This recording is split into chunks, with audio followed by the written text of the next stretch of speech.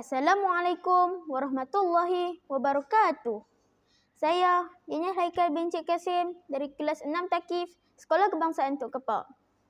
Yang dihormati pengacara majlis, panel hakim yang arif lagi bijaksana, guru-guru, sidang hadirin dan rakan-rakan sekalian. Salam sejahtera pembuka bicara. Izinkan saya memulakan cerita Hijrah Rasulullah. Demikian tajuknya untuk tauladan kita semua. Tahukah kawan-kawan apa itu erti hijrah? Hijrah pada bahasa ialah perpindahan dari satu tempat ke satu tempat yang lain.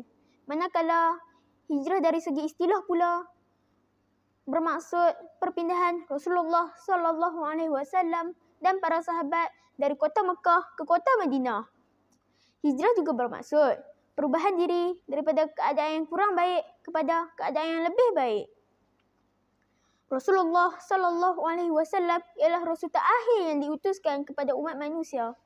Setelah mendapat tentangan hebat dari pembesar Quraisy di Mekah, Rasulullah SAW berdakwah pula kepada penduduk di luar Mekah. Hasil pertemuan Rasulullah SAW dengan penduduk Yathrib, maka terjadilah perjanjian Aqabah yang pertama dan yang kedua. Maka mereka mengajak Rasulullah SAW berhijrah ke Yathrib. Kawan-kawan sekalian, hijrah itu satu pengorbanan. Hijrah itu satu perjuangan. Seperti mana kisah Felicia Yap yang memeluk Islam setelah beliau mengkaji Al-Quran dan sains. Beliau seorang yang sangat tabah menghadapi dugaan dan cabaran berhadapan dengan keluarganya setelah beliau memeluk Islam. Seperti mana firman Allah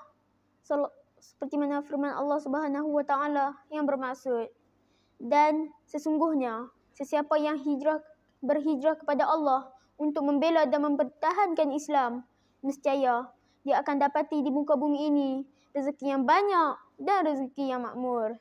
Dan sesiapa yang keluar dari rumahnya dengan tujuan berhijrah kepada Allah dan Rasulnya, kemudian dia mati dalam perjalanannya, sesungguhnya telah tetap pahala hijrahnya di sisi Allah Subhanahu wa taala.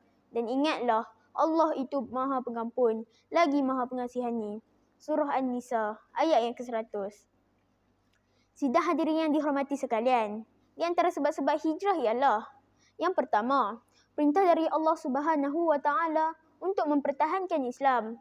Yang kedua, dakwah Rasulullah SAW ditentang hebat oleh musyrikin Mekah. Yang ketiga, ancaman terhadap orang Islam semakin memuncak dan menjadi-jadi. Yang keempat, permintaan dari penduduk Madinah dan mereka memberi jaminan keselamatan kepada Rasulullah dan para sahabat. Dan yang kelima, salah satu strategi dakwah Rasulullah SAW. Usaha yang dilakukan oleh NGO Islam Malaysia yang membantu penduduk Gaza harus diberikan pujian kerana kesungguhan melakukan perkara baik akan mendapati pertolongan Allah. Seperti mana firman Allah dalam surah Al-Baqarah ayat yang ke-153 yang berbunyi, A'udzu billahi minasyaitonir rajim. Bismillahirrahmanirrahim. Ya ayyuhallazina amanu ista'inu bis-sabri was-salah. Innallaha ma'as-sabirin. Sadaqallahul azim.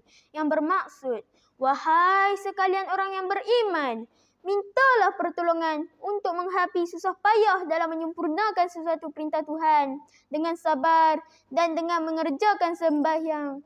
Sesungguhnya Allah menyertai, yakni menolong orang-orang yang sabar.